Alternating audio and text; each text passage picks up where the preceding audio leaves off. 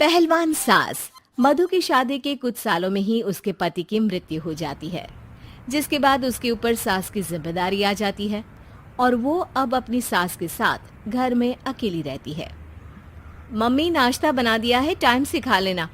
दोपहर का खाना शीला आकर बना देगी। मैं ऑफिस जा रही हूँ। अरे क्यों उस टेप रिकॉर्डर पर पैसे खर्चा करती हो? इतना काम मैं खुद भी कर सकती हूँ। हाँ हाँ बिल्कुल। आधे समय तो जोड़ों के दर्द की दवाई खाती हो और फिर काम करने की बात करती हो।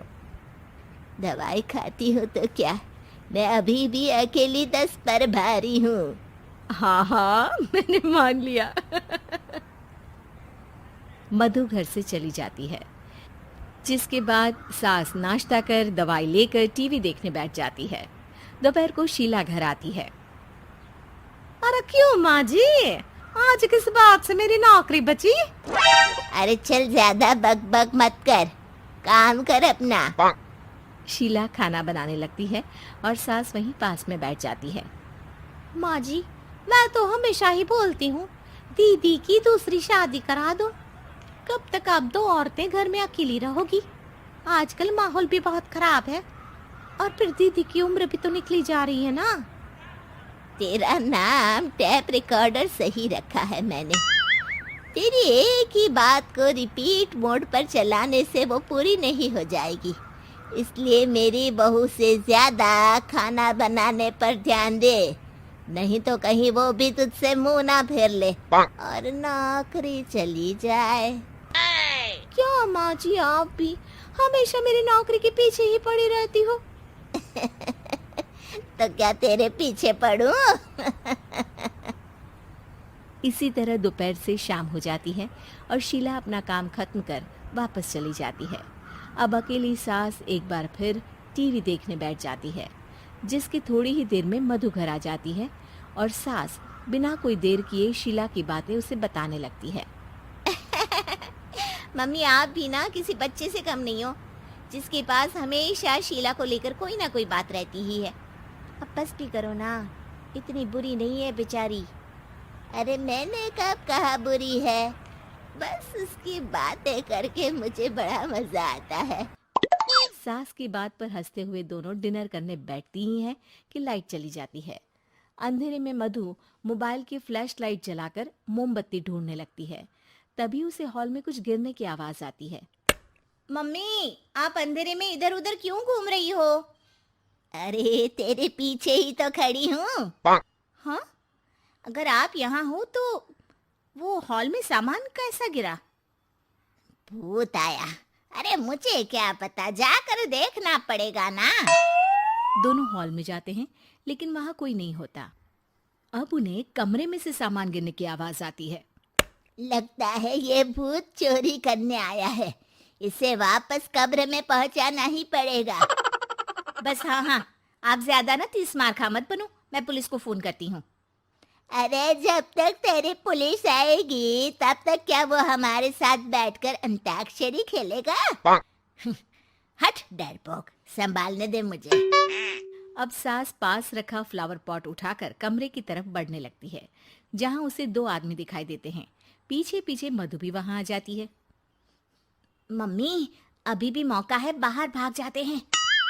मधु की आवाज सुन चोर चौकन्ने हो जाते हैं। ओए तुम दोनों, जहां हो वहीं खड़ी रहना, नहीं तो दोनों को गोली मार दूंगा। अरे तुम दोनों अभी के अभी बाहर जाओ, नहीं तो मैं तुम्हें जिंदा नहीं छोड़ूंगी।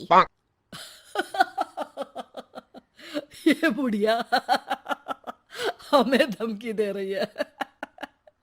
अबे तुम दो अकेली अब लड़ते क्या कर लोगी? अरे जा भाई जा, दोनों को बांध दे। जैसे ही दूसरा आदमी सास को पकड़ने उसके पास आता है, तो वो उसके सर पर फ्लावर पॉट मार देती है। उसके सर से खून बहने लगता है, जिसे देख दूसरा आदमी गन निकालकर हवा में गोली चला देता है, जिससे बचते हुए दोनों सास बहू वहां से भाग जाती हैं। अब वो तीनों एक दूसरे के आगे पीछे पूरे घर में भागने लगते हैं। मम्मी, आपने तो सच में उसे मार दिया। तो मजाक में कौन मारता है? और अभी तुम मेरे साथ ही रहना, नहीं तो पक्का मारी जाओगी। ये औरतों को कमजोर समझता है ना। आज इसे औरतों की ऐसी ताकत दिखाऊंगी कि ये आदमी पैदा होने पर शर्म करेगा। ये अचानक आपके अंदर झांसी की रानी कहाँ से जाग गई? वैसे तो हमेशा जोड़ों में दर्द बोलती रहती हो। अभी तुम्हें जान बचानी है या जोड़ों के दर्द की कहानी सुननी है? मधु और उसकी सास कमरे में जाकर दरवाजा अंदर से बंद कर लेते हैं, जिस पर चोर बाहर खड़ा दरवाजा बजाते हुए उन्हें आवाज लगाने लगता है। क्यों डर गई? अरे वैसे तो बहुत धमकी दे रही थी। गेट खोल अब बुढ़िया। अबे पागल, धमकी देने और होशियार होने में फर्क होता है, पर ये दिमाग वाले काम तुझे तो समझ में नहीं आएंगे। रुक, अभी तेरा दिमाग ही बाहर निकालता हूँ। ये कहते हुए चोर गोली चलाने ही वाला होता है कि सास अचानक दरवाजा खोलकर उसके मुंह पर परफ्यूम डाल देती है, जिससे चोर गन फेंककर दर्द से चिल्लाने लगता है। मम्मी, अरे बहुत दर्द हो रहा है, कोई बचाओ, इसे हटाओ प्लीज। मैं किसी को कुछ नहीं करूंगा। क्यों रे, क्या थोड़ा सा दर्द होते ही मम्मी मम्मी करने लगा? अभी तो औरतों को कमजोर बोल रहा था। भूलियो मत, एक औरत ने ही तुझे इस दुनिया में जन्म दिया है, और वो भी तुझे ये दर्द हो रहा है ना, उससे लाख गुना ज्यादा दर्द सहकर। इसलिए औरतों को दोबारा कमजोर भूल कर भी मत बोलियो। वाह मम्मी, आपका ये रूप तो मुझे पता ही नहीं था। आपने तो कमाल ही कर दिया। कहा था ना, अकेली ही 10 पर भारी पड़ सकती हूँ। ये तो फिर भी 2 ही थे। इतनी देर में पुलिस भी वहां पहुंच जाती है। आ गए आप, कर लो इन्हें अरेस्ट और जेल में बैठकर अंताक्षरी खेलना।